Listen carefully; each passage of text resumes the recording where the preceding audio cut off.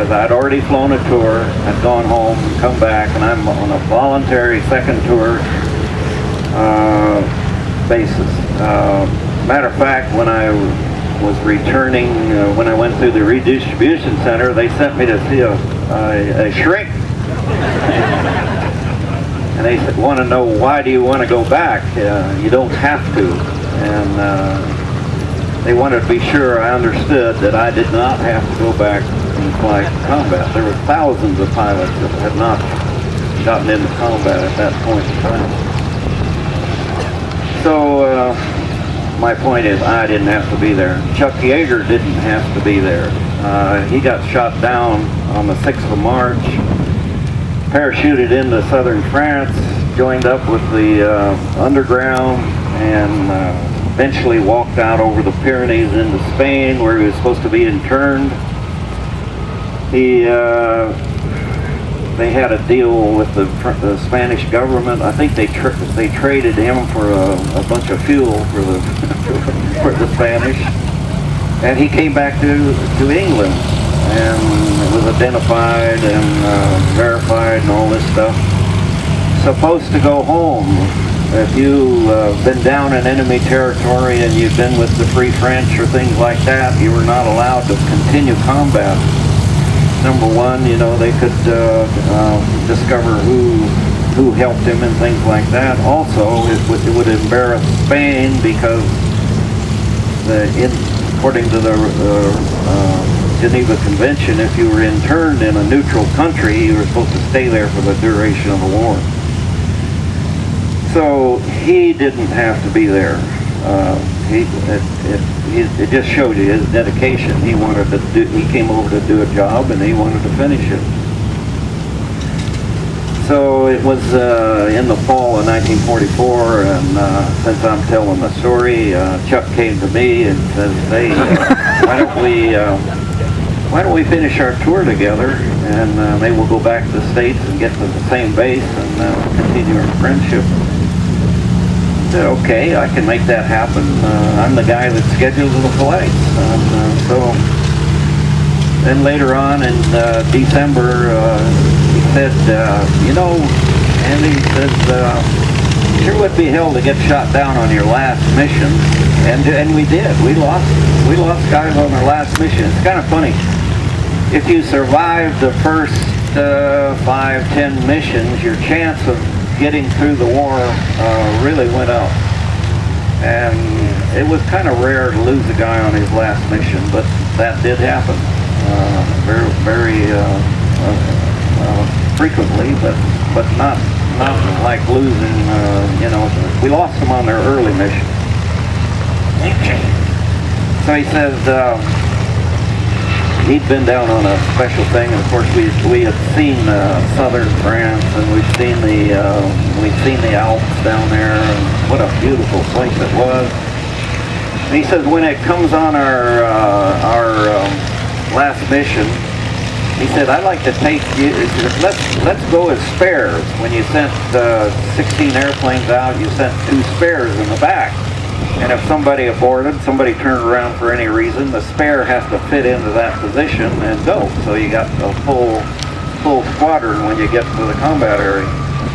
He said, if nobody aborts, nobody turns around, he says, I'd like to take you on this tour down in the southern France and in the Alps, and we'll just kind of have a joyride, a freewheeling thing, and then we'll come back and we'll be all done and go home. Now, spares were supposed to turn around and come back. Not considered a combat mission to go be a spare unless you went all the way to the target and back. So the day comes, mid-January 1945, and I schedule us as spares. We go out, follow the group out, cross the channel. Nobody turns around. So they're going deep into Germany, this thing. And in those days, we were seeing no Germans day after day after day, or we'd see many. They were conserving their force, and they would hit with massive formations of anywhere, 109s and 190s. So we looked at the mission, said, well, it'll probably be another milk run, and so let's go. Nobody aboard. We turned about 45 degrees and head down towards southern France, and Chuck's lead. We go flying along, and he says, hey, there's Mount Blanc down there. He says, go down there and drop your tanks on the side of the mountain, and I'll strafe them and see if I can set them on fire. Whoa, wait a minute, you know. We've already done enough to get court-martialed here. What the heck? I was a very responsible 22-year-old major, you know. It sounded like a good idea to me. And so we dropped our tanks down there and shot our guns. And he says we set them on fire, but I'm not so sure. It was snow, ice. It was a midwinter. Nobody was up there. The point is, we shot our guns, and there's two things, well, three things I got to tell you. When we had the old 4-channel VHF radios, so as soon as we separated from our group by 100 miles or so, we could not hear our group talk, and they couldn't hear us. And the other thing is, if you fire your guns, you blew the tapes away, and you had black over the wing by the guns there. And your crew knew that you got in action, and so, you know, they're anxious to know what the heck went on. So we're down there, fired our guns, playing around, and we flew all over the place. And we finally came back across France. It was still occupied then, on the deck, all the way home. We are the last two airplanes to get home. And we beat up the field, which was customary for your last mission. Came in and landed, and I'm taxiing back toward my hard stand, and I have a really good feeling, you know, hey, it's all over, I'm going home. And I look in the hard stand, and there's all these people just swarmed in around the hard stand. And my heart really sank. I said, how in the hell did they find out about this already, you know? Golly. But no, my last mission, you know, they were here to wish me well and all this stuff.